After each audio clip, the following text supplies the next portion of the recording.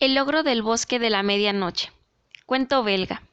En el medievo, los príncipes obispo reinaban en la provincia de Lieja, una gran ciudad y sus alrededores, en la que se vivió una época de prosperidad, hasta que los atacó una terrible plaga, y todo comenzó con la desaparición del pequeño Luis.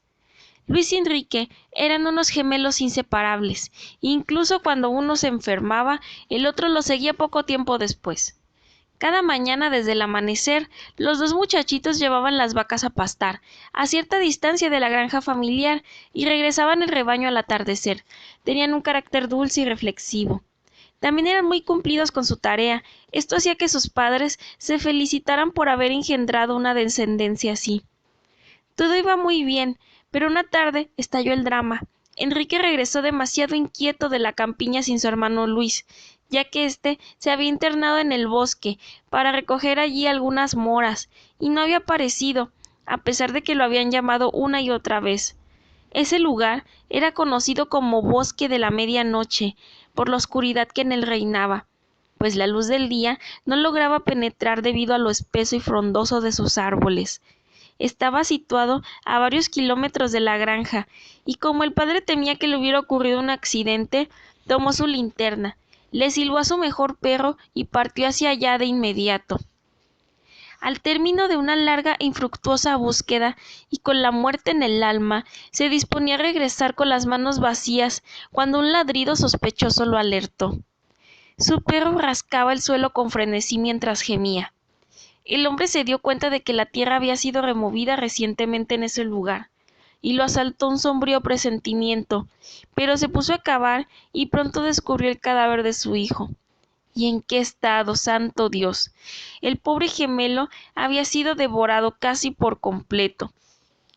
Devastado, el desgraciado padre llevó la noticia al hogar. Toda la noche, en la granja, solo se escuchaban gritos de dolor de la familia en duelo. Luis fue inhumado con gran pompa. Al bendecir el ataúd, el sacerdote entonó la oda a los inocentes, que fue cantada a coro por el pueblo entero. Sin embargo, el problema no terminó ahí. Al transcurrir algunas semanas, comenzaron a producirse casos semejantes. Cuando no era un estudiante de quien encontraban restos al fondo de un barranco, era una joven pastora, un aprendiz o un muchachito. Un viento de pánico comenzó a invadir la campiña de Lieja. En los caseríos, todos temían por su descendencia, y se encerraban entre cuatro paredes desde la caída de la tarde. Aun así, no lograban detener los estragos del horror negro, como todos lo llamaban, y después de decir su nombre, se persinaban. Entonces los hombres más decididos se armaron de cuchillos y zapapicos con el objetivo de que los dejaran en paz. Había sospechas de un lobo que había llegado a los bosques cercanos de Ardena, por lo que se organizaron cacerías nocturnas. A consecuencia de estas cacerías, numerosas bestias errantes e inofensivas se encontraron con la muerte, pues la cólera popular exigía víctimas, y allí las tuvo. Esto hizo que tuvieran cuidado de no cruzarse la ruta de los justicieros, para no sufrir las consecuencias de contar con colmillos y un hocico. Pero, a pesar de los múltiples sacrificios, el horror negro seguía causando estragos. Fue entonces que intervino el hermano Giles, el ermitaño, quien desde que era un joven monaguillo huyó del mundo pagano. Él se instaló desde hacía medio siglo en una pequeña choza en el fondo del bosque de la medianoche, donde hacía penitencia y solo se alimentaba de bayas y uvas para honrar al Rey de los cielos. Como en su soledad había dominado la ciencia de las plantas, los granjeros lo llamaban con frecuencia. Conocía los filtros capaces de fecundar a las mujeres estériles, los que calmaban el llanto de los recién nacidos, las tisanas que devolvían la fuerza a los que ya estaban viejos y cansados. Hasta las bestias se beneficiaban de su sabiduría. ¿Cuántas vacas no habría ayudado a parir con la mezcla de algunas hierbas, cuyos secretos conocía con el heno y la paja, donde aquellos animales descansaban? En resumen, su bondad y sapiencia eran proverbiales, por lo que decidieron acercarse a él. Un grupo de lugareños se dirigió al bosque de la medianoche con el objeto de pedir su ayuda. El gemelo Enrique formaba parte de este grupo, pues a pesar de su poca edad, participaba activamente en la búsqueda. Nadie más que él tenía sed de venganza, pues la muerte de su gemelo lo había dejado inconsolable. El hermano Giles declaró: «Queridos amigos, recen y llenen las iglesias para que el eco de su fervor suba hasta los cielos, a fin de que el Señor los ayude en su clemencia». Ante esto, le aseguraron que ya lo habían hecho, pero sin resultado alguno. Por esta razón solicitaban su ayuda, pues Dios suma todas las plegarias, incluso las dichas desde lejos. Giles prometió poner más atención en esta cuestión.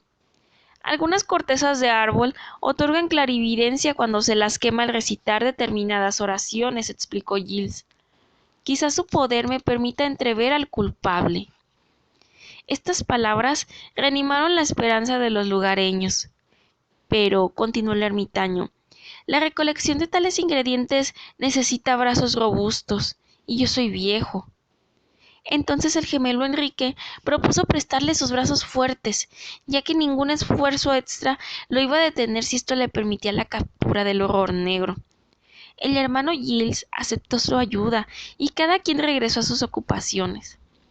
Una vez a solas con Enrique, el ermitaño se dispuso a cerrar la puerta con llave. «¿Con qué buscas a la criatura que devora a tus semejantes?», le dijo Giles. «Pues aquí está». Retiró la capucha de su ropa de sayal y se dio la vuelta despacio. «Jesús, María y José», suspiró Enrique espantado. Detrás de la cabeza del buen ermitaño, allí donde debía situarse la nuca, tenía una segunda cara, provista de largos dientes puntiagudos, con ojos de mirada cruel, que proyectaba la expresión más feroz que alguien hubiera visto jamás.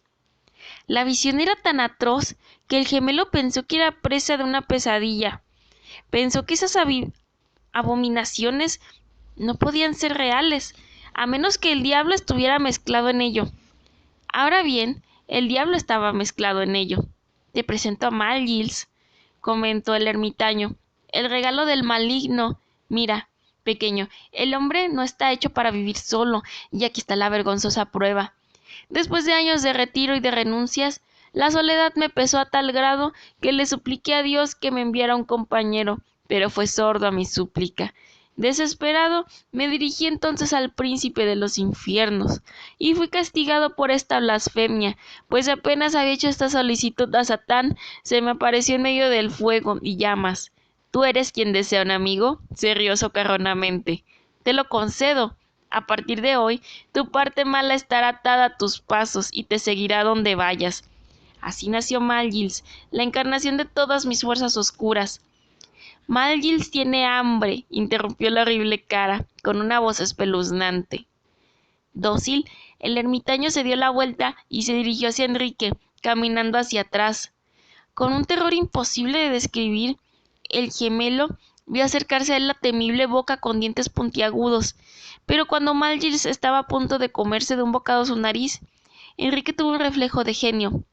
«Hermano Giles, ayúdeme», lo llamó angustiosamente el gemelo. El ermitaño, como era bueno, no pudo resistir una angustia tan grande y volteó su cara hasta la mitad. «¡Huye!», le gritó a Enrique y lo empujó hasta la puerta. Sin embargo, como su parte oscura no lo escuchaba con esa oreja y su presa estaba a punto de escapar, se lanzó a perseguirlo con juramentos paganos. Fue entonces cuando inusitadamente nació un desacuerdo entre Giles y Mal Giles. Mientras el ermitaño se lanzaba hacia adelante para liberar a Enrique, Mal Giles retrocedía para atraparlo. Este vaivén de dudas degeneró pronto en un enfrentamiento. El niño pudo ver al desgraciado ermitaño, que se apresaba a sí mismo e intentaba estrangularse. Después, mientras con una mano arañaba su cara, con la otra le daba golpes y puñetazos a su parte oscura.